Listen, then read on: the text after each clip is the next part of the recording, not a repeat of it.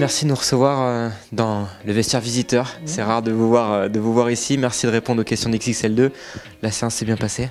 Oh oui, c'était une bonne séance, dynamique, ouais. C'était intéressant. Ouais. Bon, le sud avec Nice, il y a l'ouest avec Rennes, le nord avec Lille, un peu le centre avec Saint-Etienne, et là on se retrouve un peu à l'est avec Metz. Le Tour de France de Fred Antonetti, il est bouclé ou pas? Si l'avenir nous le dira, mais bon, ça fait partie d'une carrière d'entraîneur. On va où les propositions nous amènent, tout simplement. Alors vous avez déclaré en mai dernier sur le plateau du CFC que le projet de Metz était le projet qui vous correspondait le mieux. En quoi le projet du FC Metz en Ligue 2 vous correspond le mieux?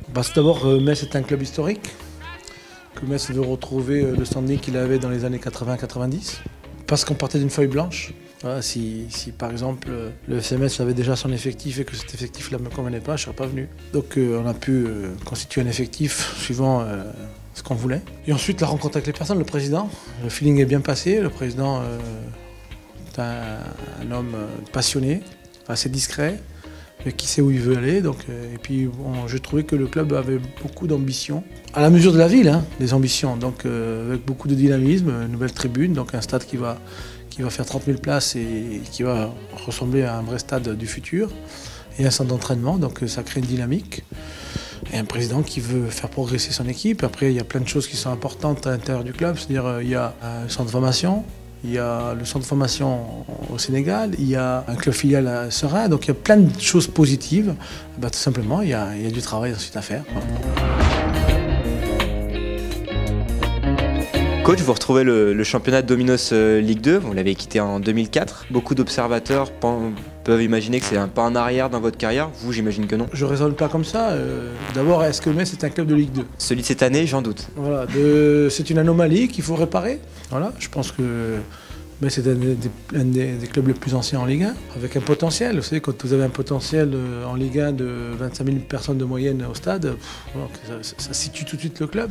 Et ensuite, dernièrement, quand j'arrive le matin, je ne me dis pas je suis en Ligue 2. Je viens, j'entraîne des joueurs qui, à un moment donné, ont l'ambition de retrouver la Ligue 1. Ouais. Et quand vous lisez un peu partout, Metz en Ligue 1, 2 points, c'est fait. Qu'est-ce que vous en pensez? Vous savez, j'ai un petit peu de vécu, donc il faut toujours se méfier des louanges. Voilà, donc je dis simplement que le chemin est encore long. On est même pas un tiers du championnat.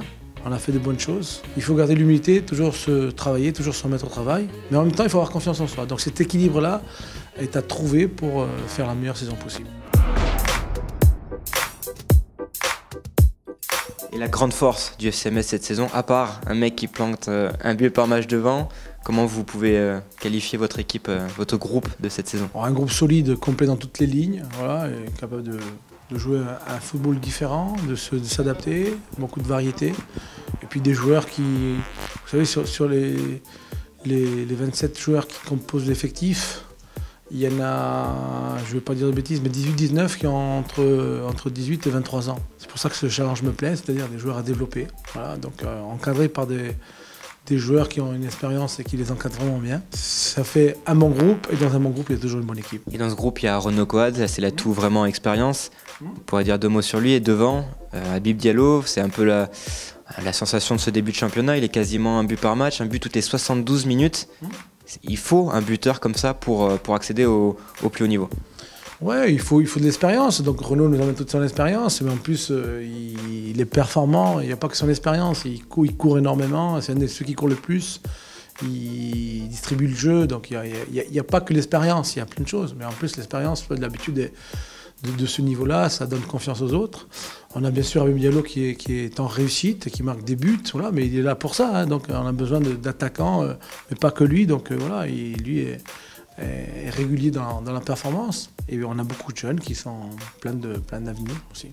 Comment on manage au quotidien le meilleur buteur du championnat? C'est que du travail. Hein, donc voilà, cette semaine, on est déjà à 3 séances devant le but. Donc voilà, on répète. Alors, il aura fait peut-être 80 passages devant le but, soit sur des centres, soit sur des diagonales, soit sur des tirs. Donc il faut répéter et il faut toujours s'améliorer, toujours aller de l'avant. On discute aussi, il y a la vidéo aussi, pour savoir où il faut s'améliorer. Il n'y a pas que la finition, il y a aussi la construction des actions. Donc il y a toutes sortes de progrès à faire. Si on fait un peu de foot fiction, fin mai, le FC Metz se retrouve en Ligue 1.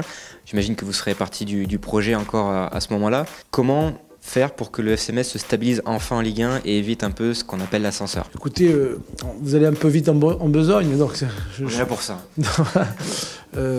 J'ai pas de réponse. J'ai pas de réponse parce que les 6 mois qui vont venir sont importants. Vous parlez d'Habib Diallo, vous parlez de Renaud Coad, on peut parler d'autres joueurs. Il y a des joueurs de 20 ans, ça va très vite au football, qu'est-ce qu'ils seront dans 6 mois? Est-ce qu'on pourra dire, est-ce qu'ils ont le niveau Ligue 1, est-ce qu'ils n'ont pas le niveau Ligue 1? Et c'est l'ensemble du groupe qui est comme ça.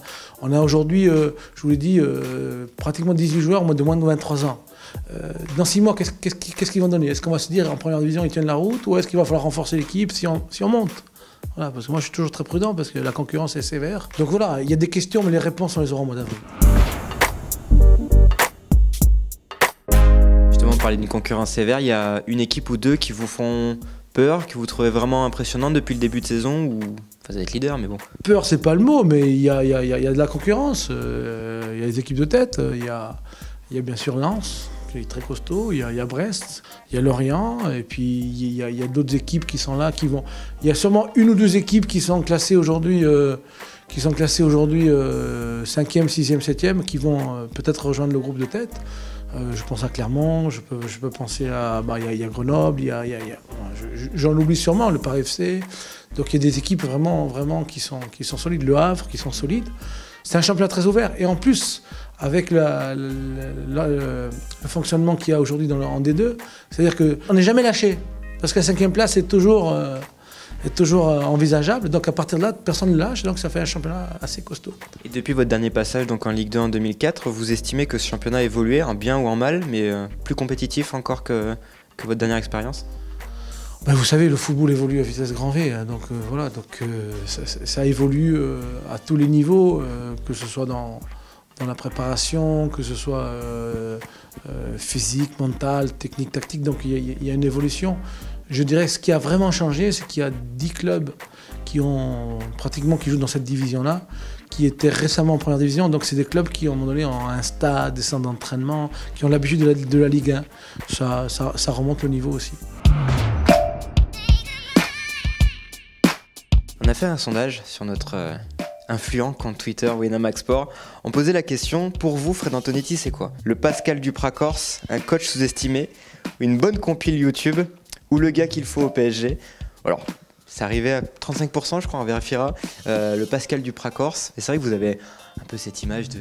Déjà, vous en pensez quoi de ce résultat?